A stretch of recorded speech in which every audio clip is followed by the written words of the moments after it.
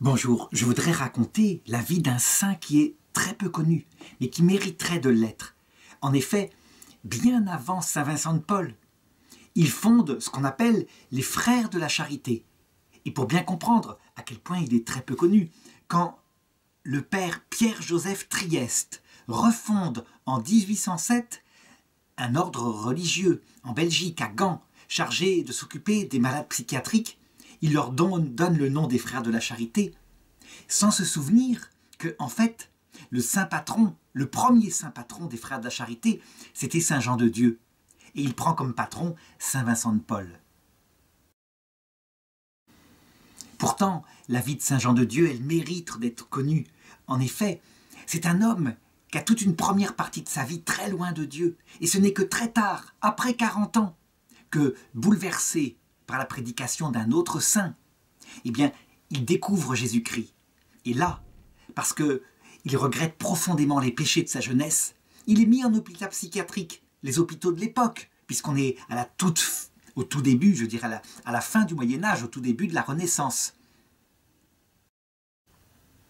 Il y connaît le sort tragique de ce que vivent les pauvres malades. Et à partir de là, il décide de fonder des hôpitaux chargés de ces personnes-là. C'est pas étonnant qu'il est devenu le patron des infirmiers psychiatriques, des infirmiers en général.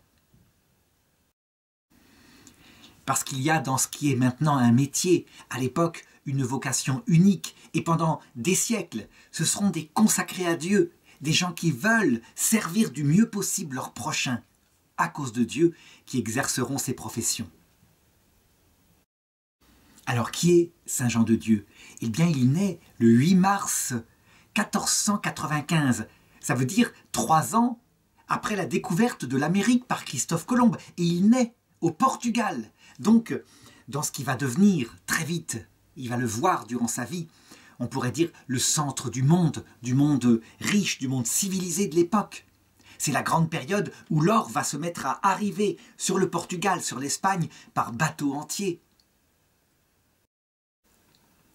Quand il vient au monde, on n'en est pas là.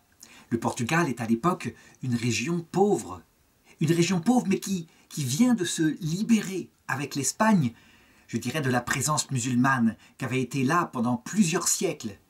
Et donc, il y a des soldats partout, des soldats qui savent se battre, qui ont pris souvent les méthodes du djihad musulman, et qui sont un petit peu sans emploi. Eh bien, c'est à ce moment-là que, comme un hasard de l'histoire, va être découvert le Nouveau Monde, et donc les conquistadors, un peu plus tard, vont s'en emparer. C'est une société profondément catholique, partout. Le protestantisme, qui est né quelques années avant, n'a pas encore donné son influence, et d'ailleurs ne le donnera pas profondément, ni en Espagne, ni au Portugal.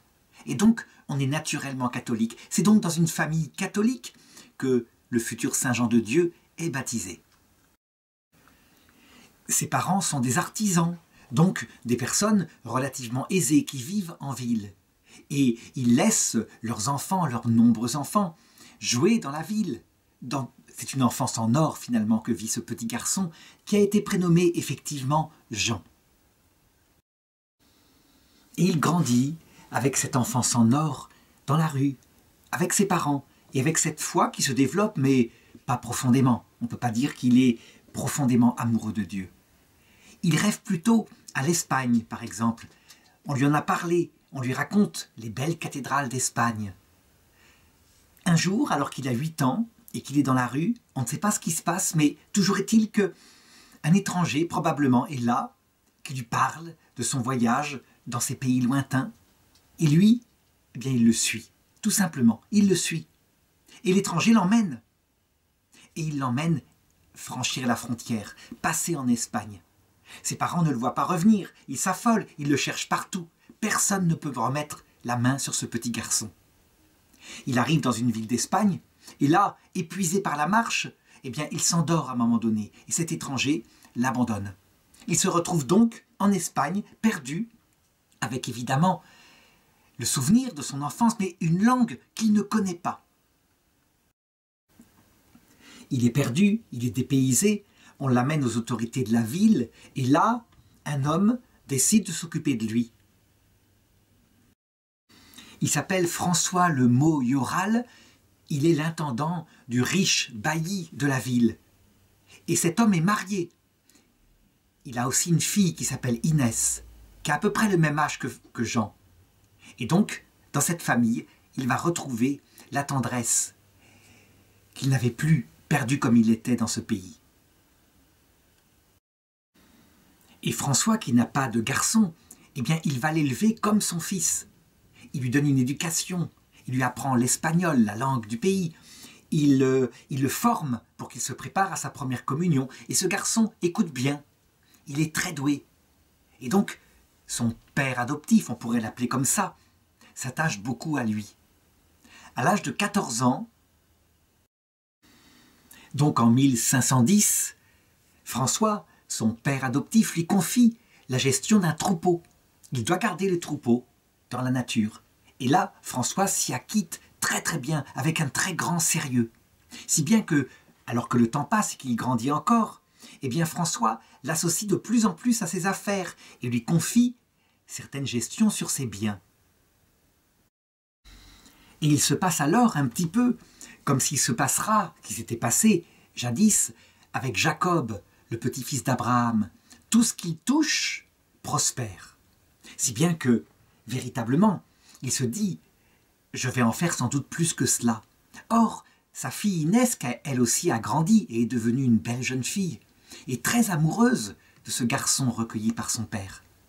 Elle insiste, elle parle de mariage, et son père, effectivement, propose à ce garçon, Jean, de lui donner sa fille en mariage. Eh bien, je dirais, les choses semblent s'arranger. Son destin est tout tracé, il sera même l'héritier des biens de cette famille. Curieusement, Jean n'épouse pas Inès. Il sent quelque part en lui un appel mystérieux, un appel vers l'aventure, un appel à découvrir le monde. Ce n'est pas encore un appel chrétien, bien loin de là, mais je dirais cette vie bien rangée qui pourtant lui tend les bras, finalement ne l'intéresse pas. Toujours est-il que, au même moment, de manière politique, la France de François Ier déclare la guerre à l'Espagne de Charles Quint. La France a envahi certaines terres qui appartiennent à l'Empire germanique. Et donc, cette guerre, Jean en entend parler. Et il trouve là que c'est sans doute son appel. Il va voir François et lui dit « c'est là que je vais aller ». Alors que Charles Quint fait appel à des soldats pour faire son armée, eh bien il s'engage et il part. Il s'engage sous l'étendard du comte d'Oropesa, et là, il reçoit une tenue militaire, un pourpoint en cuir pour éviter les coups de couteau et de hallebarde, et il participe aux entraînements militaires. Évidemment, lui, il s'attend à des exploits grandioses, il a lu des récits de chevalerie, et c'est ça qui l'intéresse. Il va découvrir la réalité. La réalité, c'est que les armées, lorsqu'elles s'installent dans un pays, eh bien, elles vivent sur le pays. Et donc, on réquisitionne les biens des pauvres paysans, on leur vole une partie de leurs troupeaux, il faut bien nourrir les hommes. Et ils y participent. On ne connaît pas bien les détails des péchés où il se laissa entraîner par la soldatesque, mais on s'en doute. Qu'est-ce que fait la soldatesque à cette époque-là, quand elle fréquente les lieux de débauche, etc. Toujours est-il qu'il aura énormément de regrets. Sa foi elle-même, qu'il avait reçue donc de François et de ses parents lorsqu'il était au Portugal, sa foi, il ne la perd pas, mais il la met de côté. Et puis, de temps en temps, il est des combats, il participe à la guerre, et il constate, il est bien obligé de le voir, qu'est-ce qu'il en pense, on ne sait pas, mais il constate qu'après la guerre, le sort des blessés, le sort des mourants est tragique. Personne n'est là pour les soigner. Et donc, il y a même des massacres. Est-ce qu'il y participe? On ne sait pas. Toujours est-il que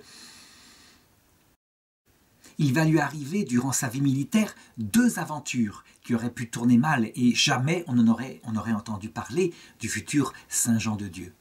Une fois, par exemple, il est mandaté par son capitaine pour une mission. Il monte sur un cheval et c'est un cheval pris aux Français. Toujours est-il qu'à un moment donné, résonne dans le loin le son d'une trompette. Est-ce que le cheval, qui est français, reconnaît ce son? Toujours est-il qu'il se cabre et il file, et il désastonne son cavalier qui tombe lourdement par terre, qui se cogne la tête sur un caillou. Et il reste de longues heures, en plein soleil, comme ça, inanimé. Il ne peut plus bouger. Est-ce que sa colonne vertébrale est brisée? Il ne sait pas. Toujours est-il que dans les moments de lucidité, dans les moments de réveil, eh bien, sa foi lui revient. Et il invoque la Vierge Marie pour qu'elle vienne à son aide, pour qu'elle le libère. Sans compter que si les Français viennent à passer par là, il sera leur prisonnier, et peut-être même un sort plus funeste. C'est alors qu'il va lui arriver une chose qu'il racontera plus tard, et que raconte aussi, des siècles plus tard, quelqu'un comme Sainte Mariam Bawardi, qui elle-même fut victime, en l'occurrence, d'un assassinat. Elle fut égorgée par un musulman qui voulait, elle, cette jeune chrétienne palestinienne, l'épouser de force. Eh bien, il se produit la même chose dans son délire où, consciemment, il vit lui apparaître une dame magnifique, une dame qui commença à s'occuper de lui et qui lui donna à boire en particulier un breuvage si délicieux qu'il descendait jusqu'au fond de son corps et qu'il faisait qu'il se sentait mieux. Et cette dame lui parle et lui dit ceci: « Je suis celle que tu as appelée à ton secours. Vois, mon fils, que tu n'es pas en sûreté parmi les dangers qui t'entourent. Si tu négliges la prière, sois-y fidèle désormais. » Et Jean se réveille et il arrive, tant bien que mal, à retourner dans le camp espagnol, où là, il termine sa convalescence. Ce rêve, il est sûr, il l'a vu, ce rêve a laissé en lui une marque profonde, mais pas encore une conversion totale, loin de là.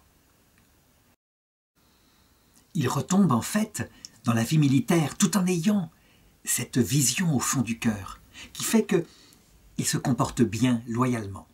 Son capitaine lui confie un jour une autre mission.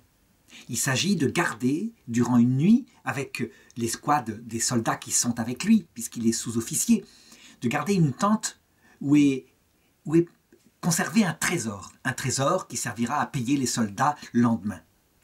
Toujours est-il qu'il accepte cette mission, et on ne sait comment, durant la nuit, le trésor disparaît. Quand on rentre dans la tente le lendemain, il n'y a plus rien, et le capitaine est furieux. Alors évidemment, il convoque Jean et il l'accuse du vol, sans preuve, et il le condamne à être pendu. Il ne veut rien entendre. On a beau prendre la défense en disant « mais il est loyal, il est incapable de faire ça, son comportement n'est pas comme cela ». Il ne veut rien entendre. La chose lui avait été confiée, il a été incapable de faire cette mission qui était pourtant facile, et donc il sera pendu, il est forcément coupable. Jean passe sa nuit dans la prison, et là, il se remémore la Vierge qui lui est apparue lors de sa blessure, et il la supplie de le sauver une fois de plus. Il est certain qu'elle fera quelque chose pour lui. Le matin arrive, et il est emmené, main liée, vers la potence qui a été dressée pour qu'il soit pendu. Et déjà, on lui a passé la corde autour du cou. Et lui, plein de confiance en la Vierge Marie, dit dans sa prière « C'est maintenant, Vierge Marie, que tu peux me sauver. » Et à peine a-t-il prononcé cette prière qu'arrive un soldat, un officier supérieur qui est à cheval, qui regarde la scène, qui s'en informe, qui reconnaît Jean, et qui fait arrêter l'exécution en disant qu'il faut évidemment un procès, qu'il connaît bien Jean et qu'il est incapable de se rendre coupable d'un tel vol. Et c'est ainsi que sa vie est sauvée, mais évidemment, à cause de la grave faute, en tout cas disciplinaire qu'il a faite, eh bien il est renvoyé de l'armée. Et finalement, il n'est pas mécontent de ne plus être à l'armée, tant il a vu de choses horribles. Alors il retourne tout simplement dans la ville de François, son père adoptif, où l'attend Inès. François de Majoral est heureux de le voir revenir après ses aventures et se dit que, évidemment, comblé, je dirais, ou plutôt déçu par cette soif d'aventure non comblée, il va maintenant se calmer, se poser. Il le remet à s'occuper de ses biens et de ses troupeaux, où il fait merveille. Et il vient le retrouver pour lui proposer de nouveau sa fille Inès en mariage. Elle, cette jeune fille, est toujours très amoureuse de lui. Eh bien, curieusement, on ne sait pourquoi, François, une fois de plus, refuse. Il est très triste d'imposer un tel refus à cette jeune fille, mais pourtant il refuse. Il sent qu'il y a quelque chose d'autre quelque chose qui n'est pas guéri en lui, un appel vers quelque part, quelque chose de plus grand. Mais avec toutes les grâces qu'il sait avoir reçues de la Sainte Vierge, cette chose se précise et certainement ça a un rapport avec Dieu. Toujours est-il que sur ces événements, voici que l'Empire ottoman se met à attaquer l'Europe de nouveau. Ça se passe en 1522, donc François a 27 ans, pardon, Jean a 27 ans. Voici que le sultan est aux portes de Vienne. Et évidemment, l'Europe est en panique. Il faut faire quelque chose. Toujours est-il que l'empereur Charles Quint de nouveau fait appel à l'armée. Il faut aller aider la ville de Vienne.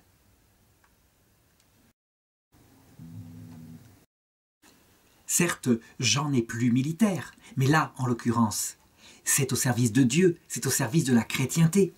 Et donc, forcément, il se dit, puisqu'il a cette compétence, cet entraînement militaire, qu'il faut qu'il y aille. Et il en parle à François. Et François est ému et bouleversé par cette nouvelle décision. Cependant, il lui parle ainsi. « Jean, si un jour tu te trouves seul au monde, reviens chez nous. Toujours je serai ton père et tu seras mon fils. » Inès aussi lui dit adieu, et cette fois, sans doute pour toujours, parce que elle aussi, je dirais, ne serait-ce qu'au contact de ce jeune homme si profond, eh bien, elle a découvert en elle une vocation. Et donc elle va rentrer dans un monastère contemplatif où elle passera le reste de sa vie. Et la petite armée, qui est composée de nombreuses nationalités européennes, part pour aller en aide à la ville de Vienne. Il faut dire que le combat est profondément inégal, parce que finalement, peu de gens se sont mobilisés.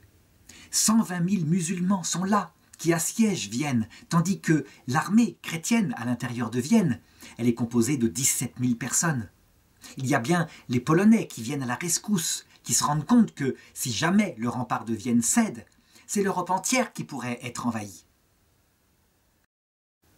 Il y a à cette époque une parfaite conscience du côté conquérant de l'islam, et donc on se bat.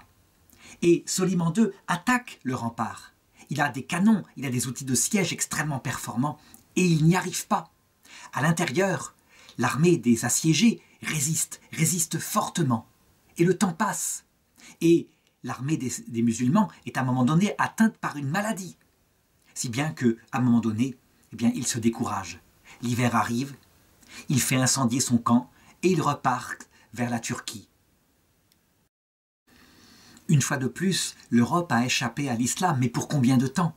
En réalité, pour un certain nombre d'années, tout simplement parce que l'islam, qui n'a pas, je dirais, intégré la nécessité de faire des sciences, voit sa puissance militaire diminuer, tandis que l'Europe, qui a intégré de plus en plus le goût pour la recherche scientifique, va voir sa puissance militaire augmenter.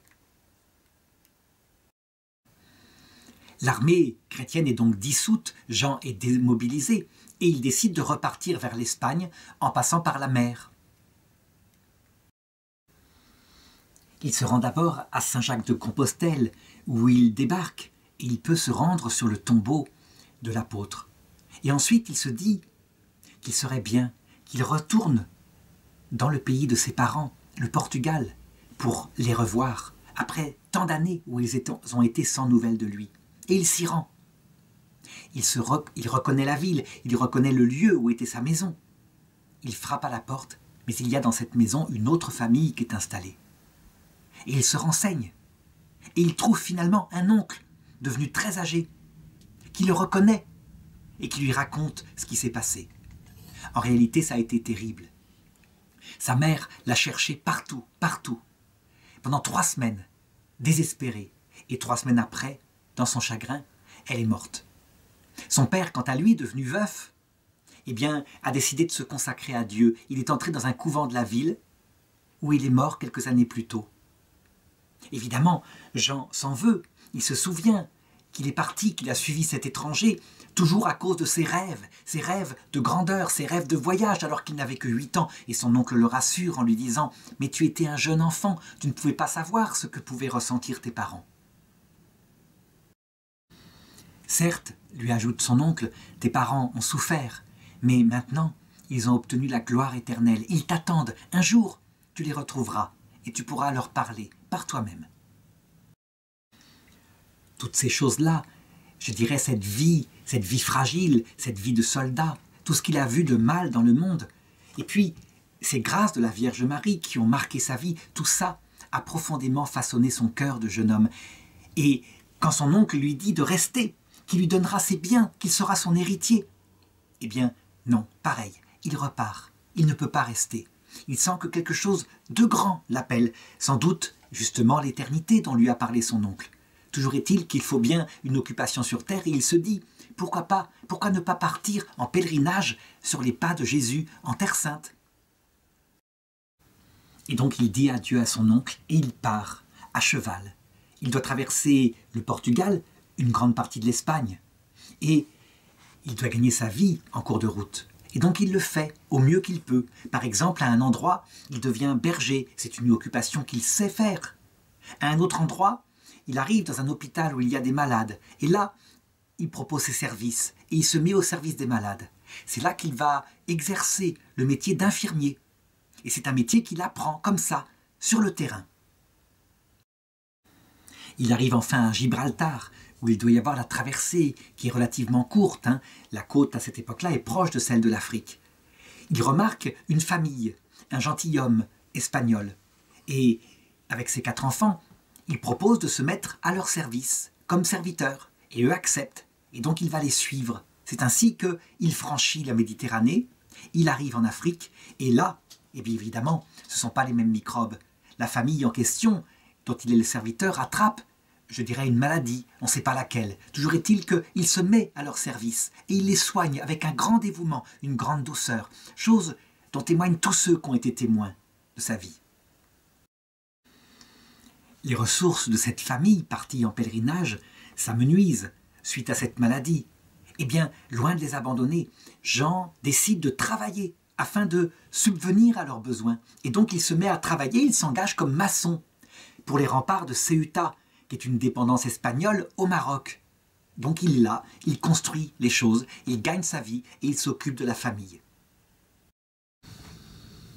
Évidemment, dans ce travail de constructeur de remparts, il assiste à des choses terribles. Par exemple, la façon dont sont traités les ouvriers, à coups de fouet, c'est-à-dire comme des esclaves, pour un salaire de misère. Et c'est tellement terrible, leurs conditions de travail et de vie, que beaucoup s'enfuient, passent en Afrique du côté des musulmans et ne veulent plus entendre parler de la chrétienté. Ils se convertissent même à l'islam, où ils sont bien mieux traités. Et Jean constate ça. Et il constate qu'un de ses amis en question a pris cette démarche-là. Son idée, c'est évidemment d'aller chercher, de le ramener à la foi catholique. Et donc, il prend la décision de partir du côté des musulmans afin de ramener son ami. Fort heureusement, il en parle à son confesseur, qui le dissuade, qui lui explique qu'il y a là un projet qui est absolument, je dirais, impossible à réaliser.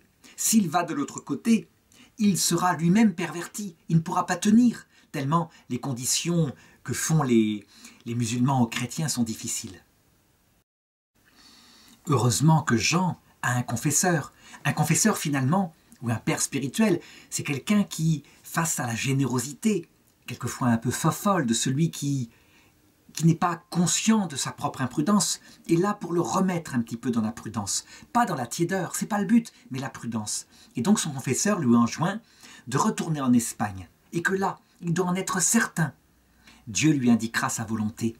Dieu lui indiquera quelle est sa vocation. Parce que, finalement, la grande recherche de Jean, pour le moment, c'est toujours sa vocation. Il ne voyage, il ne court le monde qu'à la recherche de ce que Dieu veut pour lui.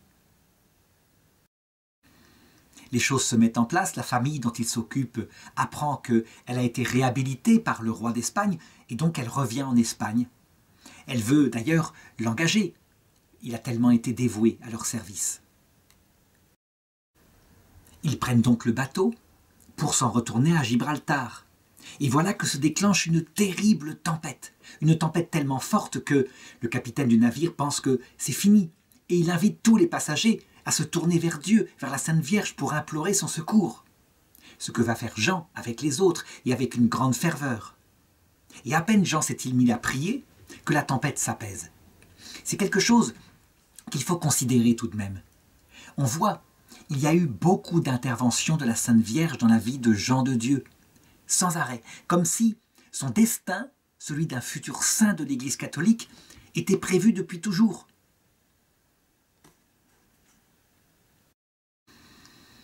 Je pense que le ciel choisit parfois certaines âmes avec une psychologie particulière. Celle de Jean de Dieu est une psychologie plutôt spontanée, je dirais peu réfléchie en fait, qui fonce avec passion et qui va jusqu'au bout de ce qui l'attire dans son amour.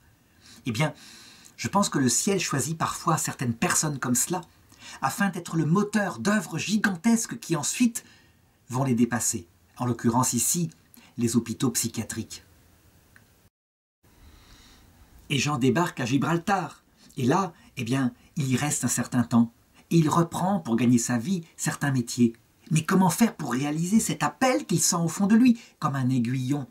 Cet aiguillon dont parle saint Paul, ou plutôt dont Jésus parle à saint Paul lors de sa conversion. Pourquoi résistes-tu à l'aiguillon? L'aiguillon, il le voit bien en lui. Il est appelé à une grande vocation. Mais il ne sait pas laquelle. Alors il cherche par lui-même. Voici qu'il apprend que l'imprimerie s'est développée et que l'imprimerie permet de vendre des livres, de répandre la culture un peu partout. Alors il se dit qu'il y a là quelque chose de formidable. Il pourra à la fois gagner sa vie et en même temps répandre des choses nobles comme des vies de saints, des évangiles, les vendre partout dans la région et d'autre part des choses qui exaltent le cœur des jeunes, qui permet de s'identifier à des héros comme des romans de chevalerie, etc. Et donc, il s'improvise libraire ambulant. Il part avec un sac, il a dans son sac des livres et il voyage, un peu comme un représentant de commerce actuellement, afin de répandre des bons livres, ce qu'il estime en tout cas être des bons livres. Plus tard, lorsque la conversion le prendra totalement, eh bien, il se rendra compte que parmi ces bons livres, certains n'étaient pas bons du tout. Et il se mettra à détruire, en particulier, les romans de chevalerie, les choses comme ça qui plongent la jeunesse, finalement, dans des trucs illusoires, des trucs romantiques qui ne sont pas réels. Alors qu'il voyage de village en village, et que son petit commerce marche bien, il va lui arriver une nouvelle aventure mystique, qui indique à quel point le ciel entier prépare sa vocation. Un jour, il marche sur une route, il se rend à un autre endroit, et voilà qu'il passe à côté d'un adolescent, d'un jeune garçon, qui marche pieds nus sur la route. Ce garçon, il le voit comme ça, et il décide de lui proposer de lui donner ses propres sandales, parce qu'il va se blesser les pieds. L'autre essaye les sandales, et elles sont trop grandes pour lui. Alors, pris d'une inspiration, Jean se dit, puisqu'il a les pieds blessés, je vais le porter sur mon dos. Et il le prend sur son dos.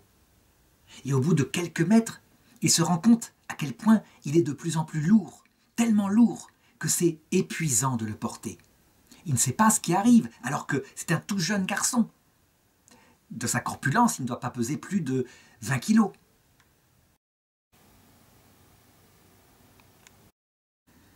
Épuisé, il s'arrête à une fontaine un peu plus loin et dépose l'enfant pour se désaltérer. Et quand il revient vers lui, voilà que l'enfant est comme transfiguré, rayonnant de lumière. Et il reconnaît que c'est en fait l'enfant Jésus. Il en est bouleversé. Et l'enfant le regarde profondément et lui tend une grenade qu'il porte dans sa main. Une grenade, c'est-à-dire un fruit, le fruit du grenadier.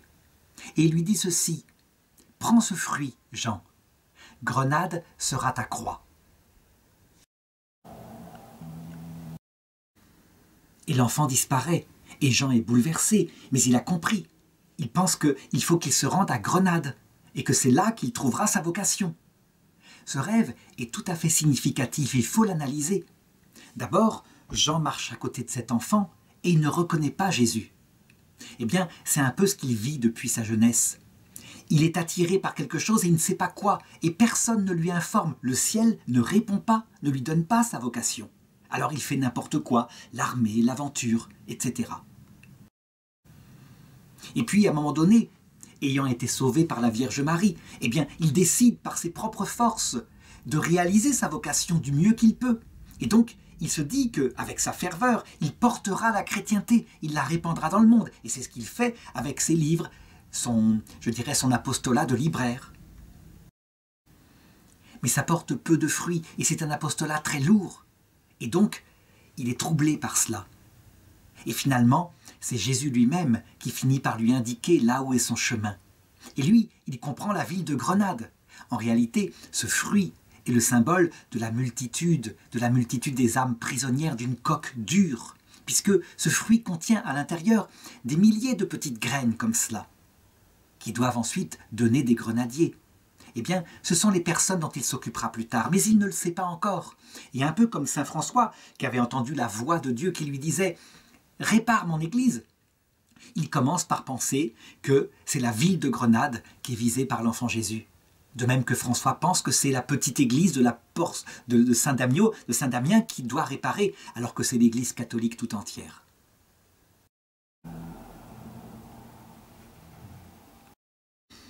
On pourrait se demander, mais pourquoi le ciel est-il si compliqué? Pourquoi pas tout simplement dire à Jean, va à Grenade, là tu fonderas un hôpital, et je dirais, tu t'occuperas des plus pauvres parmi les pauvres que sont les malades mentaux. Pourquoi? Parce que nous sommes dans le Nouveau Testament, et que dans le Nouveau Testament, Dieu ne veut pas que des serviteurs, il veut des amis qui, par leur propre liberté, par l'aide aussi de leur propre réflexion, conjointement, évidemment, à sa révélation, aux signes qu'il donne, puissent décider, prendre l'initiative de certaines œuvres. Et lui, il les aidera par sa grâce quand ça correspond à ce qu'il veut. Il est arrivé, bien sûr, que devant une âme totalement obéissante à Dieu, eh bien, Dieu donne directement sa volonté. C'est ce qui se passe pour la Vierge Marie. Et encore, il ne lui dit pas tout. Mais pour ce qui est de Saint Jean de Dieu, la patience, le temps que met sa vocation à venir, fera qu'il devient comme, je dirais, comme dans la main de Dieu. Son cœur a été préparé à l'œuvre qu'il réalisera plus tard. Grenade est une belle ville située au sud de l'Espagne. Pendant des siècles, elle a été musulmane. Et quand les musulmans sont partis, en 1492, eh bien, l'architecture a été gardée, si bien que son architecture est mixte, un petit peu mauresque et un petit peu chrétienne. Jean s'installe à Grenade et ouvre une librairie où il continue de vendre ses livres, des livres de piété en particulier. Le 20 janvier 1537, Jean a 41 ans. C'est là que sa vocation décisive va se mettre en place.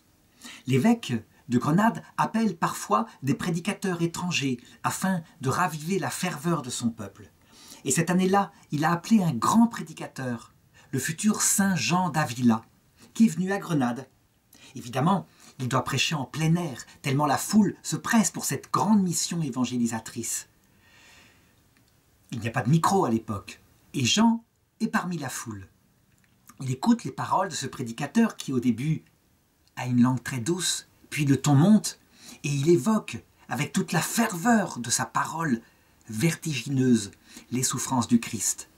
Le seul but qui compte, à savoir la vie éternelle, cette terre n'étant que la préparation, le passage vers l'autre monde. Le caractère nécessaire de la conversion. Il évoque dans des mots qu'on ne connaît pas, qu'on peut retrouver évidemment dans ses œuvres. Ce qui se passe par contre, ça, on peut le deviner. L'Esprit Saint fond sur Jean. Et Jean, le futur Saint Jean de Dieu, en est bouleversé. Ça veut dire que la parole de Jean d'Avila, à la rigueur, n'est qu'une parole humaine, mais elle est accompagnée charismatiquement par le Saint-Esprit. Il reçoit ce qu'on appellerait maintenant le baptême du Saint-Esprit. Et il est tellement brûlé de l'intérieur qu'il se met à crier, alors que la prédication n'est pas encore terminée, tout en tombant à genoux par terre. Miséricorde, miséricorde. Il est en larmes. Il pleure ses péchés, les péchés de sa vie militaire. Il se dit, mais pourquoi n'ai-je pas compris que je devais tout donner à Dieu? Miséricorde. Le retournement est si brutal et si prenant dans le tempérament absolu de Jean, que celui-ci aussitôt se dépouille de tous ses vêtements, les beaux vêtements qu'il porte encore, et se met à marcher dans la rue en se frappant la poitrine et en criant miséricorde. Les enfants le voient, Et ils courent après, ils le prennent pour un fou, ils lui lancent même des cailloux et ils se moquent de lui. Et lui, loin de se défendre, se met à genoux et se laisse ainsi maltraiter par les enfants. Les gens de la ville le voient ainsi passer et pensent qu'il a perdu la raison. Alors on l'attrape et on l'amène dans l'hôpital psychiatrique de l'époque, là où sont enfermés les fous, ceux qui, en particulier comme lui, se baladent nus dans la rue. Et c'est vrai, d'un premier abord, on pourrait dire, il est en train de faire un délire mystique dans une psychologie pas très équilibrée. La parole de Jean d'Avila a bouleversé les choses. Jean d'Avila, lui, a entendu parler de la réaction de ce jeune homme, plutôt de cet homme mûr de 41 ans. Et loin de l'abandonner, il va le voir. Et il donne les paroles qu'il faut, parce que Jean d'Avila n'est pas seulement un prédicateur de feu, il est un directeur spirituel. Ça veut dire qu'il sait modérer, mettre dans les justes digues la passion qui a pris le futur Jean de Dieu. Il constate, parce que le futur Jean de Dieu se confie à lui, il constate qu'en fait, il veut réparer ses péchés. Il a de lourds péchés sur la conscience. Il se confesse. Et Jean d'Avila, loin de le dissuader de réparer, le laisse faire ces réparations qui sont vertigineuses. On se souvient par exemple du film Mission, un film qui a eu un grand prix à Cannes et qui raconte l'histoire d'un homme qui fit des péchés analogues, qui lors d'un combat tua son propre frère, accidentellement, d'un coup de poignard, ou plutôt dans la colère. Eh bien cet homme, dans le regret total de ses péchés, reçoit une lourde pénitence. Il doit porter ses armes en Amérique du Sud, jusqu'au sommet d'une montagne, vers des Indiens que, avant, il mettait en esclavage. Eh bien, il va faire son œuvre, jusqu'au bout. Et le confesseur qui lui a donné une telle pénitence ne l'arrêtera jamais. En effet, parfois, il faut aller jusqu'au bout de la réparation. Et c'est ce que va faire ici Jean. Et donc, aussitôt sorti de l'hôpital où on l'avait enfermé, eh bien, il reprend ses pénitences publiques. Il se frappe la poitrine, il porte la croix, il porte autour du cou une corde, il porte un vêtement de bure. Et les gens, de nouveau, se mettent à se moquer de lui. Il est fou, il a dépassé la norme. Si bien qu'à un moment donné, devant les moqueries, les cailloux qu'on lui lance, les ordures qu'on lui jette à la tête, et lui se laisse faire, il veut payer pour le mal qu'il a commis, eh bien, des gens charitables le retirent de la foule et le reportent une nouvelle fois à l'hôpital, où cette fois, il va subir les traitements des autres malades. Les traitements extrêmement durs à une époque où la psychiatrie, évidemment, ne s'est pas du tout développée. À notre époque, pour être tranquille, on donnerait aux patients des neuroleptiques, des choses qui font une camisole de force intérieure. Il y a un siècle, on leur a mis simplement une camisole de force extérieure, parce qu'on n'avait pas les médicaments comme cela. Eh bien, à l'époque de Jean de Dieu, ça consiste à attacher le malade qui est en crise par terre et à le fouetter cruellement, jusqu'à ce que, épuisé par la douleur, eh bien, il se calme. Et on recommence, s'il recommence une crise. Et c'est censé marcher. Et ça marche sans doute. La terreur d'être battu, de souffrir tellement, fait que beaucoup de patients, je dirais, restent calmes. Jean se laisse faire, il subit ce traitement plusieurs fois, et loin de l'empêcher sur lui, il proteste contre ce qu'on fait aux autres, il essaie de protéger les autres malades de ces choses qui sont tout de même inhumaines et barbares. Attention, il ne faut pas critiquer, je dirais, et se moquer de la psychiatrie de l'époque. Il faut se souvenir que, par exemple, durant la guerre 14, il y a un siècle, eh bien, quand des malades choqués par des explosions d'obus ou par les combats en arrivaient tout tremblants, comme ça, à l'arrière, n'étant incapables de continuer à porter un fusil, eh bien, les médecins inventèrent un traitement analogue, avec ce qu'on appelle l'électricité. Ça veut dire qu'on leur donnait des électrochocs extrêmement douloureux, et effectivement, la douleur était tellement forte qu'ils guérissaient très vite, préféraient mourir au combat plutôt que de subir un tel sort. Et Jean, dans les moments où il n'est pas battu comme ça, parce qu'il a pris la défense d'un autre patient, il parle avec eux, il se rend compte de leur misère, et là, naît en lui ce qui va être sa vocation. Il se dit, mais il faut s'occuper d'eux différemment, il faut créer un hôpital où l'humanité, la présence du Christ, je dirais, remplacera ces traitements inhumains. Quant à son confesseur, Jean d'Avila, eh bien, il vient le visiter de nouveau. Et il le voit avec cette nouvelle résolution, ce projet qui est né dans son cœur. Et il pense que du coup, le traitement qu'il a voulu subir volontairement suite à ses grands péchés du passé doit prendre fin. Et donc, il l'enjoint maintenant qu'il a réparé, de quitter l'hôpital, de reprendre sa liberté et d'appliquer les leçons qu'il a reçues à toujours se comporter au service du Christ comme il le faut. Pendant quelque temps, Jean reprend un emploi d'infirmier auprès de l'hôpital royal. Et là, il se dévoue avec, je dirais, une douceur, une présence auprès des patients qui fait l'admiration de tous. On veut le garder, on veut l'embaucher. Un tel infirmier, c'est évidemment précieux, mais lui refuse. Il sent qu'il a quelque chose d'autre à faire, quelque chose de plus grand. Toujours cette idée maintenant de fonder son propre hôpital pour les pauvres malades psychiatriques, pour ceux qui ont perdu la raison, parce qu'il y a là l'une des plus grandes pauvretés de ce monde. Il quitte donc son emploi d'infirmier et il se rend d'abord auprès du sanctuaire de Notre-Dame de Guadalupe en Espagne, qui est un sanctuaire qui, on le sait, est en rapport avec la grande apparition qui a eu lieu en Amérique du Sud, où Notre-Dame, à un Indien, a donné son image miraculeuse. Eh bien, cette apparition a été transportée en Espagne, donc il se rend là-bas. Pour gagner son pain durant le pèlerinage qu'il fait à pied, eh bien, il ramasse en route du bois. Il arrive ensuite dans des fermes, il apporte aux paysans ce bois en échange de quelques nourritures ou d'un gîte pour la nuit. Et puis il avance ainsi, d'étape en étape. Il arrive enfin devant la statue miraculeuse du sanctuaire de Notre-Dame de Guadalupe. Et là, dans sa ferveur, il a de nouveau une vision de la Vierge Marie. Il la voit qui s'illumine, cette statue. Et elle dépose dans ses bras l'enfant Jésus, avec les langes. Et il comprend qu'il doit les lui mettre. Il comprend par là, sans doute, qu'il doit s'occuper des plus pauvres des pauvres, de ceux qui ne peuvent pas s'occuper d'eux-mêmes. C'est ainsi qu'il interprète ce rêve. Il revient ensuite à Grenade, et là, il commence à regarder ce qu'il pourrait faire. Et il constate, d'abord, un petit peu comme saint Vincent de Paul, quelques siècles plus tard, que la misère dans les rues est terrible. Qu'il n'y a pas que les malades psychiatriques, il y a véritablement les pauvres qui meurent de faim. Et donc il se dit, je vais peut-être m'occuper d'eux. Ils sont le peuple de Jésus-Christ. Seulement il n'a aucune fortune, il n'a rien. Que faire? Il a sa force de travail. Et donc, qu'est-ce qu'il fait? Il part dans la campagne, il ramasse du bois, puisque ça a si bien marché, et il l'apporte aux gens contre de l'argent. Et cet argent, il lui sert à aider les pauvres. Évidemment, au début, les gens se moquent de lui. Ils se disent, tiens, voilà le fou qui est devenu marchand de bois. Ah, voilà autre chose.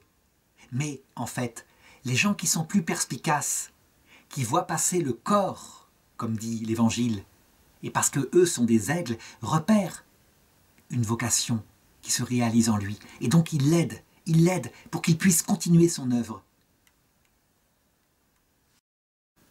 Évidemment, on lui donne surtout de l'argent, parce qu'on sait que cet argent sera bien utilisé comme une aumône. Parfois, un homme un petit peu imprudent lui offre le logement. Et évidemment, très vite, l'imprudence se manifeste, parce que le logement qui était pour lui seul se trouve occupé par des dizaines de pauvres qu'il a attirés. Or, ces pauvres ont faim. Et il y a la cuisine de ce riche personnage qui a reçu Jean de Dieu. Alors, qu'est-ce que fait Jean? Il descend à la cuisine et il est bien incapable d'arrêter les pauvres qui mangent tout ce qui avait été préparé pour le repas du lendemain. Si bien que quand le cuisinier revient, il trouve sa cuisine entièrement dévorée et il se plaint au maître. Et c'est ainsi que Jean est chassé avec tous ces miséreux. Évidemment, après cette première colère, cet hôte qui n'a plus à manger pour son repas regrettera vite son geste. Jean, en ce qui le concerne, ne perd pas de vue son projet d'hôpital. Certes, il aide des pauvres, mais c'est pas ça. Il sent bien que c'est autre chose qu'il faut qu'il fasse. Un jour, il passe dans une rue et il voit qu'une maison est à louer. Il va la visiter. C'est complètement pouilleux. C'est n'importe quoi. Et pourtant, il la loue. Et là, il fait appel aux dons. Et il réussit à réunir 46 lits complets qu'il installe dans cette maison. 46 lits. Il se procure aussi des aliments. Il installe une cuisine. Et maintenant, il n'y a plus qu'à trouver les pauvres. Et c'est pas compliqué. Il sait où les trouver. Et donc il va à l'endroit où sont les amis qu'il a tant aidés. Et il leur dit « Venez, venez, suivez-moi, j'ai une surprise pour vous. » Et les pauvres le suivent, se demandant qu'est-ce qu'il a pu inventer. Et il leur présente cette maison. Il leur dit « Voyez, cette maison est à vous, maintenant, et vous pourrez vraiment y vivre dignement. » Et il ajoute « C'est Dieu qui vous y accueille, c'est Dieu qui l'a préparé pour vous, à travers mes mains. » Et les gens bouleversés sont là. Et ils retrouvent avec lui les brides des prières de leur enfance qu'ils avaient apprises. Et ils se tournent de nouveau vers Dieu. Et ils reprennent non seulement espoir d'un point de vue corporel, parce que leur sort aurait été quoi?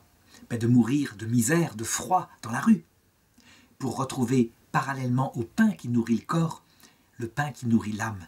Parce que c'est là la caractéristique de cette vocation de gens de Dieu. L'homme ne vit pas seulement de pain, mais aussi de toute parole qui sort de la bouche de Dieu. Rien à voir avec, je dirais, les vocations purement sociales des années 1970. On est face à un saint ici. Et c'est ainsi qu'est fondé le premier hôpital de Jean. Il arrive même à se procurer le concours de médecins qui viennent bénévolement ausculter les malades. Et lui, l'infirmier, il veille à la propreté absolue des lieux. Il le sait, il le sent. Ça ne peut pas être sale. La saleté est source de maladie. Chaque malade a son lit. Pas question qu'il y ait 2, 3 malades par lit. Chaque malade a son lit. Il s'occupe donc des corps. Il a les pieds sur terre. Mais il n'oublie pas les âmes. Et des prêtres viennent, attirés par Jean. Et ils sont là pour donner les sacrements. Pour donner, quand il le faut, les derniers sacrements. Comme disent certains infirmiers actuels, il s'occupe de tout l'homme, y compris de ses besoins spirituels. Les infirmiers le savent, ce besoin spirituel fait partie de la guérison d'un homme. Eh bien, il s'en occupe. Évidemment, il faut nourrir tous ces gens-là. Et comment faire pour les nourrir? Certes, il y a des dons, il y a des gens qui se dévouent. Mais la nourriture, elle doit arriver chaque jour. Alors, Jean trouve la bonne méthode. Une méthode qui sera reprise quelques siècles plus tard par Sainte Jeanne Jugan. Eh bien, il faut aller tout simplement mendier. Alors il part avec un sac à dos et 2 immenses marmites dans les mains, et il parcourt la ville, et il crie, et il appelle « Bonnes gens, faites-vous du bien, faites du bien aux pauvres de Dieu. » Et les gens donnent. Ici, un reste de repas, ici, je dirais, un peu de poulet. Et il ramène cette nourriture. Et cette nourriture lui permet de faire vivre son hôpital. On se dit, mais c'est tellement simple. La façon dont il procède est tellement pratique. Mais où est-ce qu'il trouve la force de le faire? C'est sûr, c'est un homme en pleine force de l'âge. Mais sa force surtout, il la trouve maintenant dans la prière. Il passe des heures à invoquer celui qui lui donne la force de s'occuper des pauvres. C'est ainsi que tous ceux qui ont créé des œuvres auprès des hôpitaux, auprès des pauvres, systématiquement, passaient un long temps à servir pour lui-même celui qui leur donnait la force de servir ceux qu'il aimait. Servir pour lui-même Jésus, pour mieux servir les amis de Jésus, les pauvres. Saint Vincent de Paul résumait ceci par une phrase. « Nul ne pourra trouver le Seigneur dans les pauvres du Seigneur s'il n'a passé d'abord du temps, longtemps, à chercher le Seigneur pour lui-même. » Évidemment, dans cette œuvre qu'il réalise, le Seigneur vient à son aide. Il vient à son aide d'abord invisiblement, au jour le jour, mais parfois visiblement. Et donc, les miracles, les signes commencent à entourer l'œuvre de gens de Dieu. Par exemple, un jour, il est en train de faire des travaux nécessaires dans l'hôpital qu'il vient de fonder. Et puis, le puits se tarit, il n'y a plus d'eau. C'est catastrophique, il faut absolument aller chercher de l'eau très loin à la fontaine. Or, la journée de travail sera perdue. Eh bien, il se charge de bidons et il part. Il part à pied pour aller chercher l'eau. Il revient dans la soirée et il constate que les travaux ont tous été terminés. Et il s'étonne. Mais qui a terminé les travaux? Il veut remercier. Et les gens répondent, les pauvres en particulier, « Mais c'est vous qui avez terminé les travaux, vous avez travaillé toute la journée. » Jean a vécu, sans s'en rendre compte, un phénomène de bilocation, à moins que ce soit un ange qui ait pris son apparence pour terminer les travaux. Une autre fois, on est en plein hiver. Jean de Dieu est allé mendier pour trouver de la nourriture pour ces pauvres. Il revient et il croise en route un pauvre homme qui est là, qui n'a plus de chaussures, dont les vêtements sont trop fins par rapport à la température qu'il fait. Il faut absolument le ramener en ville. Et il est chargé de nourriture. Mais malgré tout, il le relève et il le prend avec lui. Il le prend sur son dos. Et à un moment donné, épuisé, il n'a pas une force infinie, il tombe à genoux. Et quelqu'un qui est là, dans une maison, qui observe la scène, racontera plus tard à tous les gens de la ville. Il dit, cette personne-là, ce témoin, qu'il vit s'approcher de lui un homme lumineux qui l'aida à se relever et à charger sur ses épaules le pauvre, en lui disant « Jean, Jean, je suis l'archange Raphaël, et je vous aiderai dans toutes les œuvres que vous entreprendrez. Dieu m'a confié la garde de votre personne et de tous ceux qui viendront se joindre à vous. »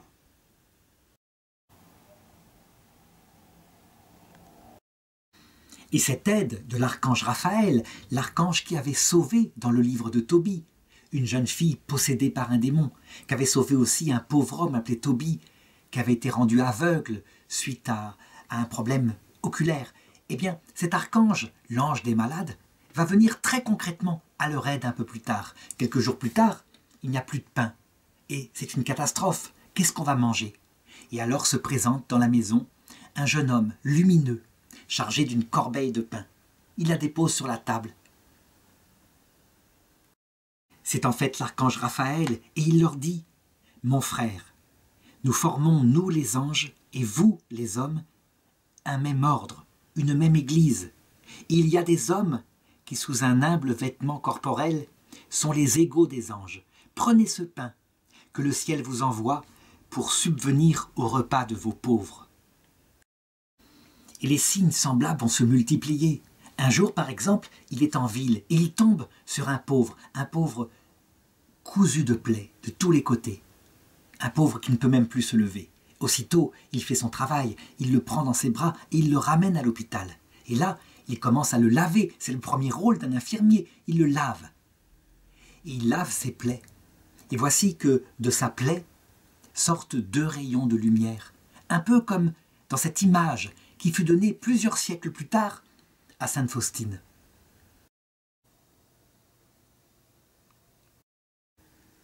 On peut tout à fait imaginer que c'est un rayon blanc et un rayon rouge, le rayon blanc signifiant l'eau qui est sortie du cœur de Jésus, et le rayon rouge, le sang, l'eau symbolisant l'humilité qui forme la base de la sainteté, et le rouge signifiant la charité qui forme l'arbre de vie de la sainteté.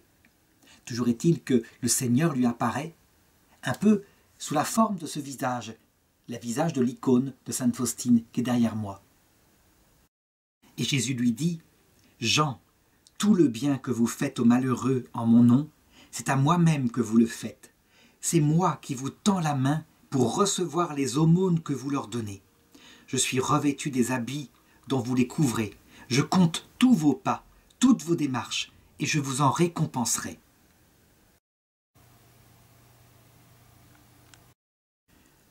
Il y a là, je dirais, la base de la fondation de l'ordre des frères de la charité que va fonder Jean de Dieu et qui sont connus maintenant sous le nom des frères hospitaliers. Toujours est-il que l'œuvre qu'il a fondée attire des dizaines de malades. On se le dit dans toute la région, on apporte les malades à son hôpital. Et donc il doit s'agrandir. Et il trouve, par intuition, d'où tient-il cela?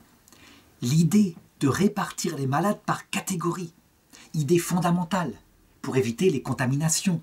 Donc ceux qui ont telle maladie dans telle aile de son hôpital, ceux qui ont telle autre maladie dans tel autre endroit.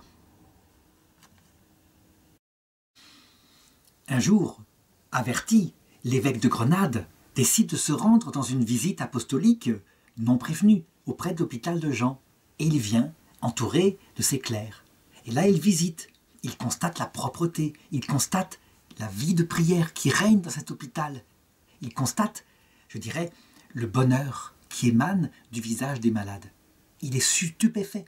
Et donc, à partir de ce jour-là, il décide, de par son autorité apostolique, d'aider l'œuvre de Jean. Et il va lui fournir des sommes considérables et aussi mettre au service de cette œuvre beaucoup de notables qui suivent son exemple.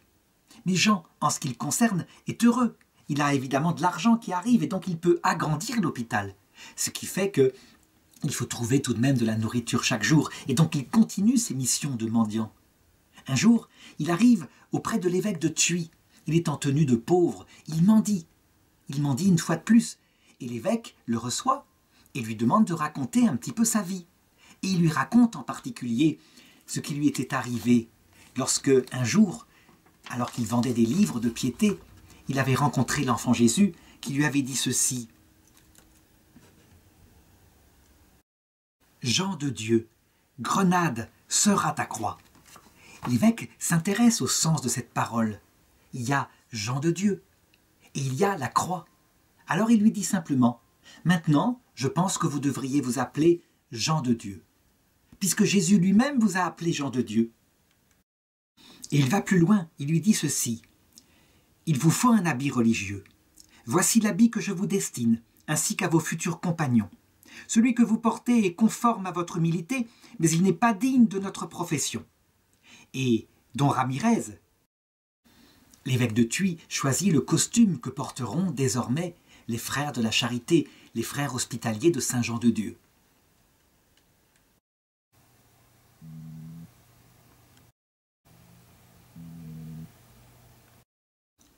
Cet évêque a bien vu, il a joué son rôle d'évêque. Il faut un habit, c'est quelque chose d'important pour que des jeunes puissent rejoindre. On ne peut pas se balader comme ça en guenilles. Il faut quelque chose qui soit, pour frapper le cœur des jeunes, une noble vocation et un noble habit. Si bien que les vocations commencent à rentrer, des vocations d'infirmiers, des vocations de prêtres qui s'occuperont des malades. Il y a en particulier 2 jeunes gens de la ville.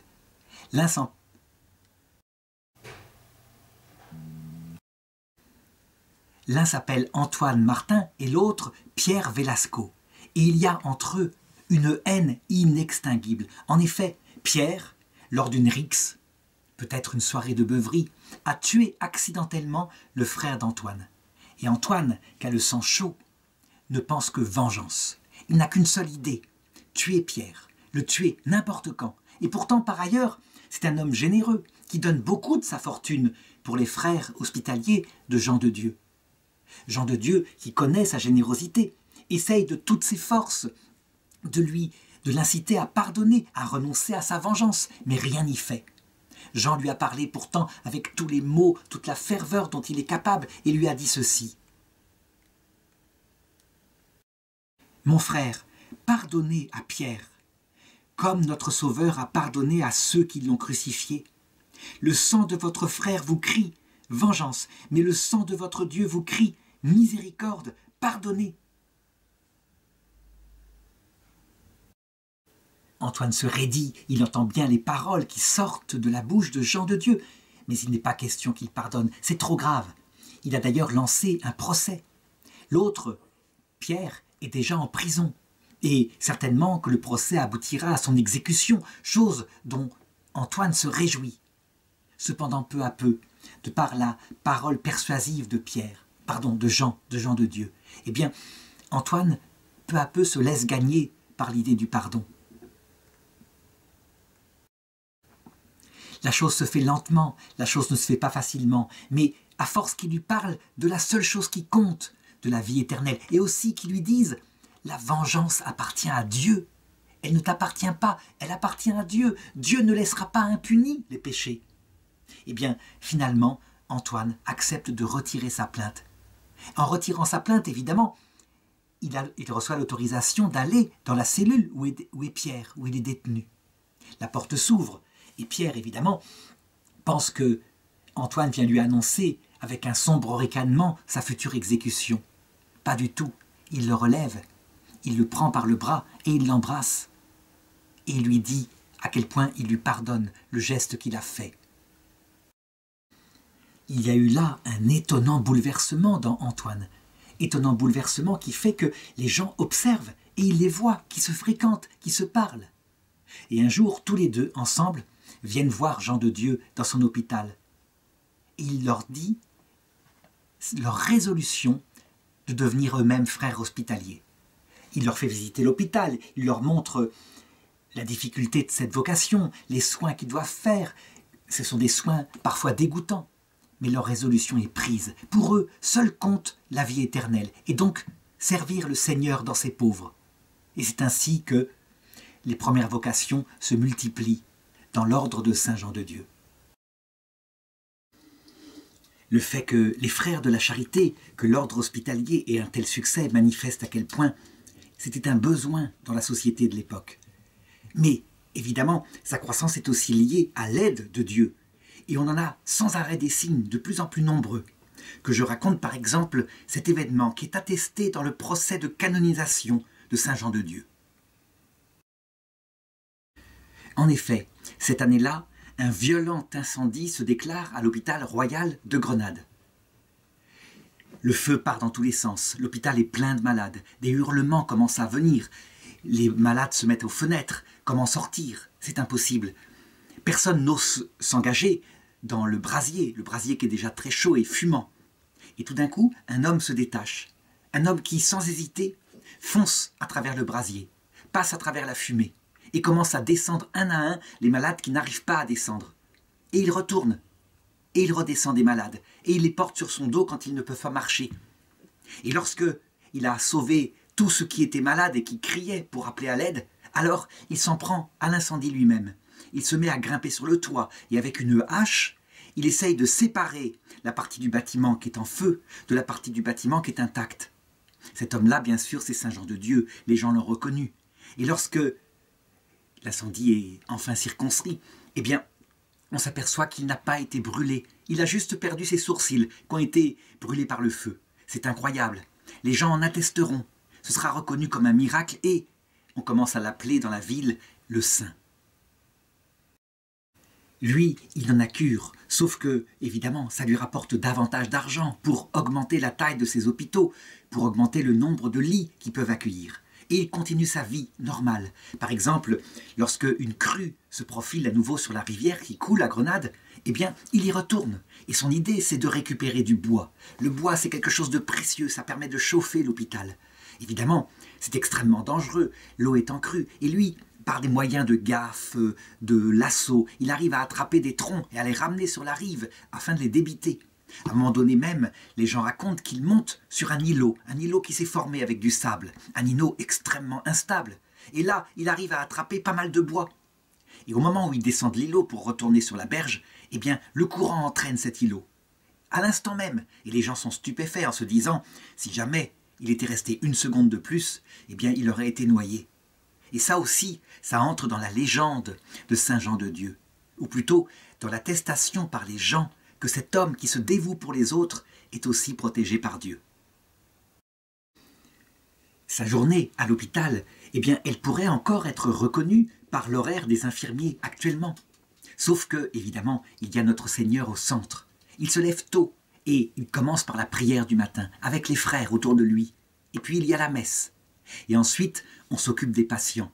On s'occupe, je dirais, des traitements qui doivent être donnés. On s'occupe des soins, des toilettes. On apporte le petit déjeuner pour ceux qui doivent rester au lit. Et pour les autres, eh bien, on discute, je dirais, dans la salle à manger commune. Il est aussi administrateur de l'hôpital. Ça veut dire que dans la matinée, il reçoit des solliciteurs, mais aussi des gens qui viennent apporter des dons. Et ensuite, il part pour quêter, il part pour trouver à nouveau de la nourriture, du bois, des choses pour faire fonctionner son grand hôpital. Et le soir, lorsqu'il revient, eh bien, il fait le tour des malades, il visite, il se renseigne. Est-ce que ça s'est bien passé ? Donc il est à la fois le directeur de l'hôpital, mais aussi un simple infirmier. Il est aussi un aide-soignant, mais le tout avec la présence du Seigneur. Et ça donne une espèce d'attention profonde, une humanité extraordinaire en ce XVIe siècle, où, je dirais, c'est la première fois en Europe que se crée une telle œuvre, et le modèle sera suivi, on le sait après, dans d'autres pays. D'ailleurs, ils ressemblent tant à Saint Vincent de Paul qu'on peut comparer leur vie. On croit qu'ils ne s'occupent que des hôpitaux. Pas du tout. toutes les misères l'intéressent. Un jour où il a passé sa journée à mendier et il a ramené de quoi nourrir à l'hôpital avec ses grandes bassines. Voilà que des ouvriers au chômage se pressent autour de lui. Ils sont affamés, ils n'ont rien, ils n'ont pas eu de travail. Eh bien, qu'est-ce qu'il fait? Il leur donne ses victuailles. Il leur donne ses victuailles, tout simplement, parce qu'ils sont dans la misère eux aussi.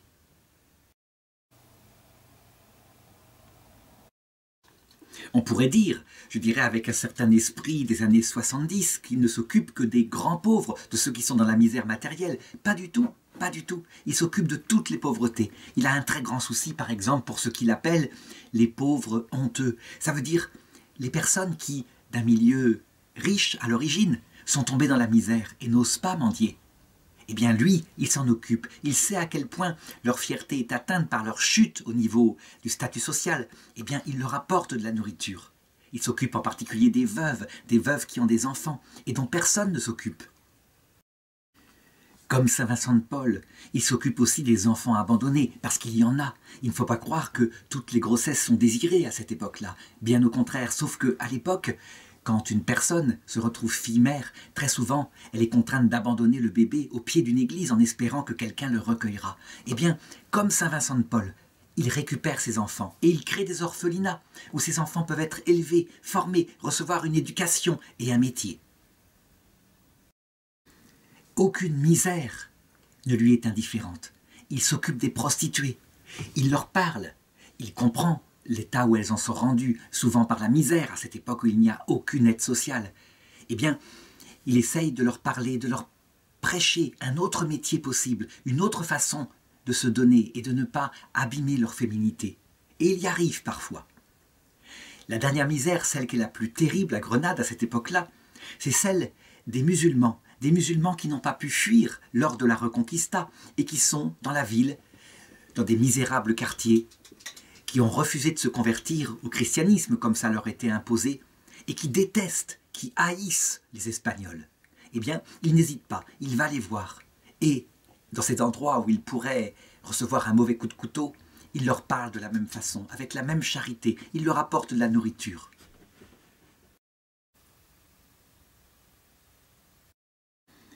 En fait, il est catholique au sens moderne du terme. Ça veut dire que toutes les âmes, sans exception, l'intéressent. Il sait que notre Seigneur est mort pour tous les hommes.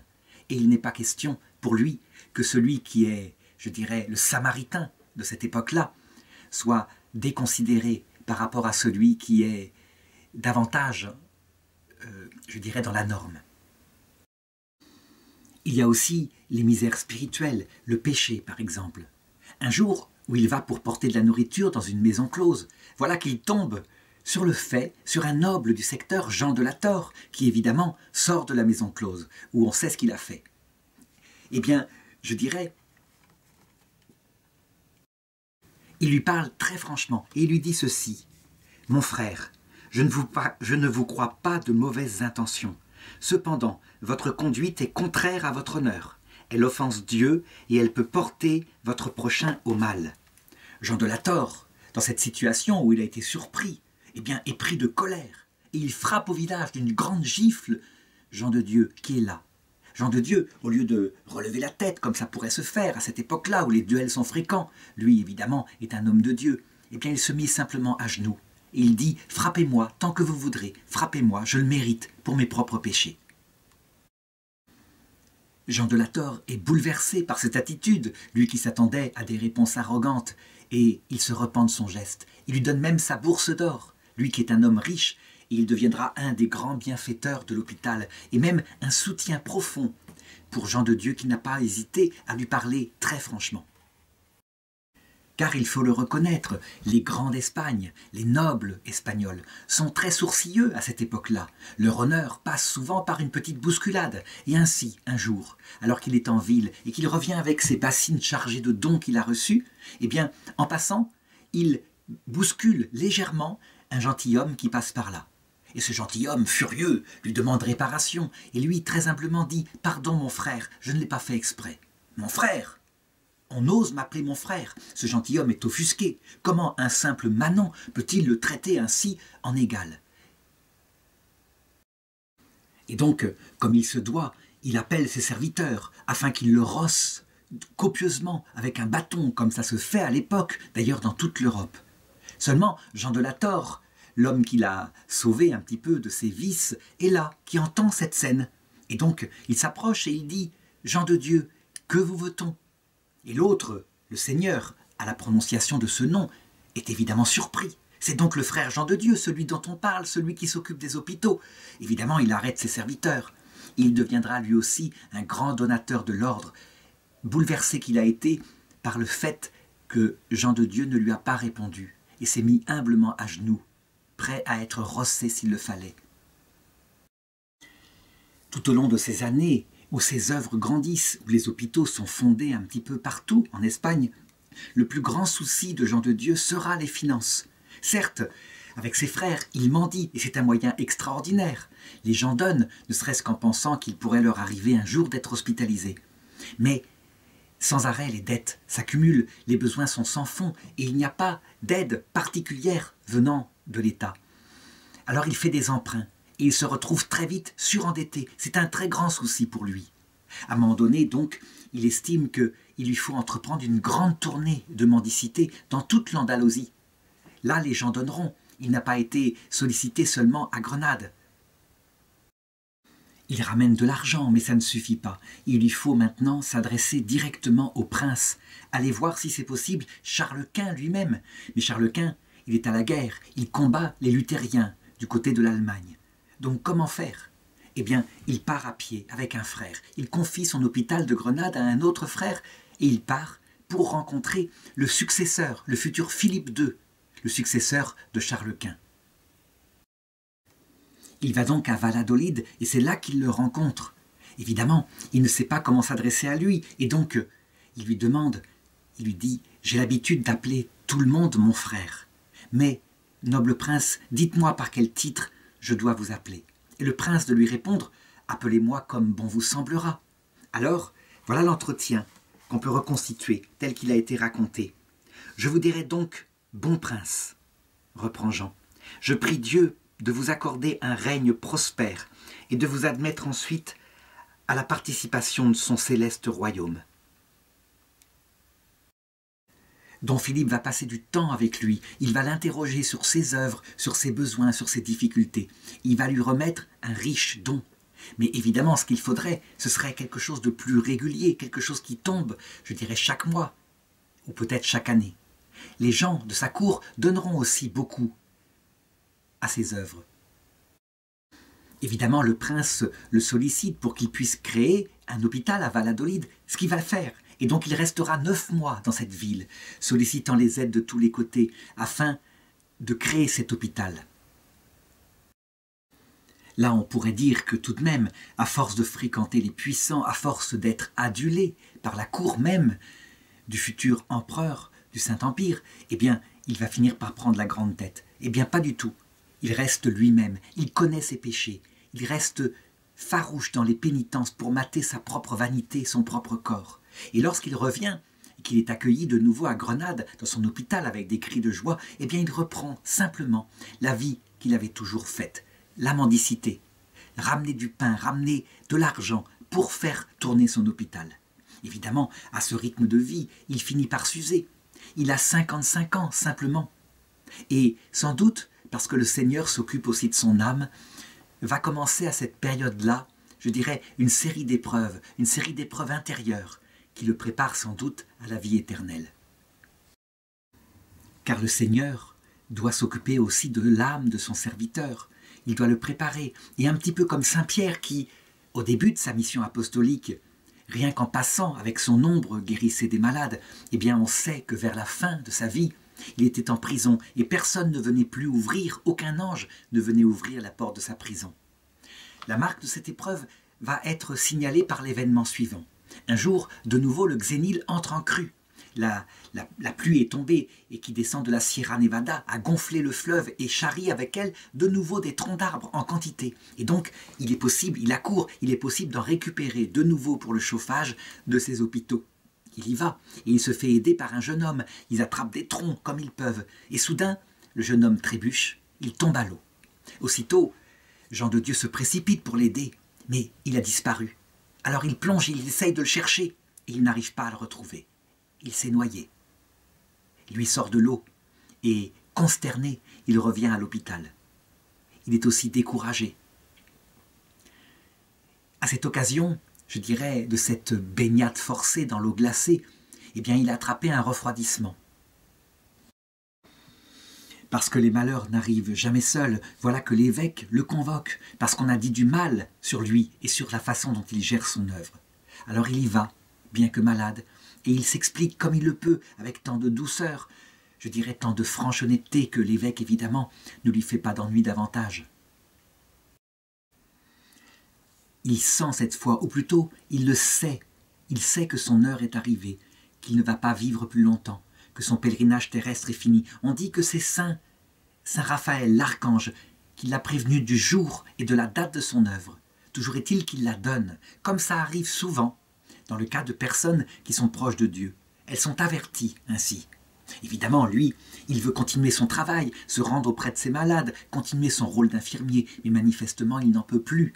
Et donc, une dame de la région lui propose qu'il fasse sa convalescence auprès d'elle, qu'il se repose. Et lui, il refuse. Il veut mourir à l'hôpital, auprès de ses malades. Évidemment, on le dissuade, et donc il peut se reposer ainsi. Il obéit en cela à Don Guerrero, et donc il se rend chez cette noble dame. Évidemment, quand on apprend qu'il est chez elle, les visites recommencent. Il n'est pas laissé une seule seconde libre dans sa chambre pour se reposer.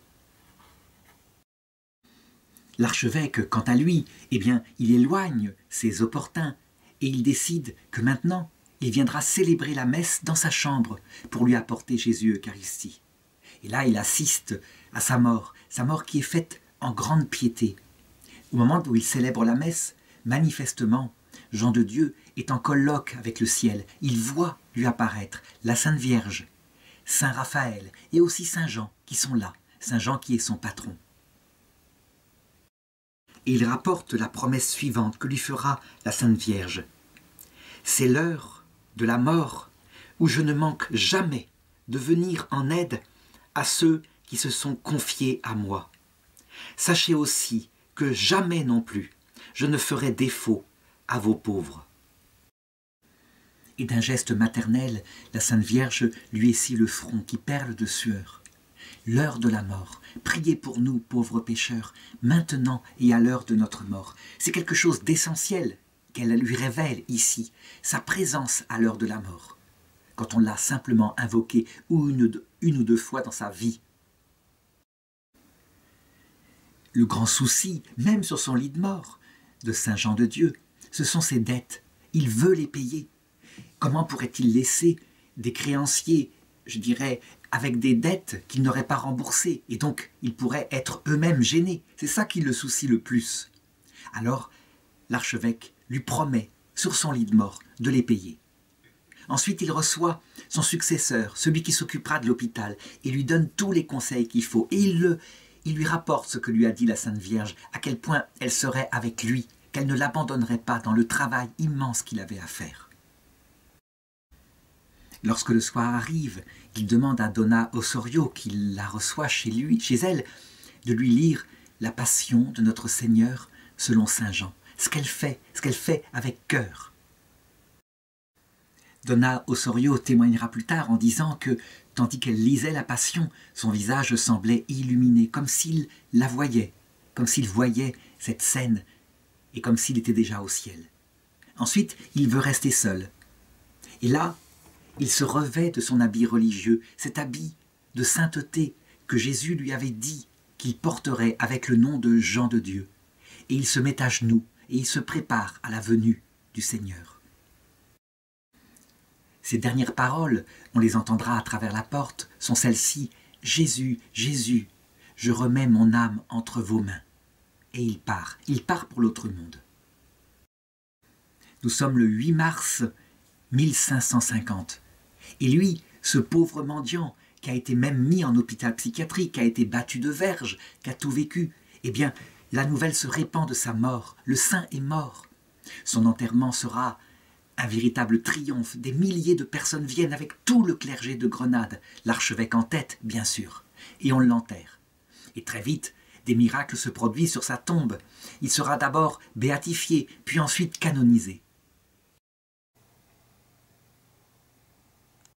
C'est le pape Urbain VII qui déclare Jean de Dieu bienheureux en 1690, c'est-à-dire 80 ans après sa mort, tandis qu'Alexandre VIII le canonise. Et en 1886, le pape Léon XIII l'intitule « Protecteur des malades et des hôpitaux ».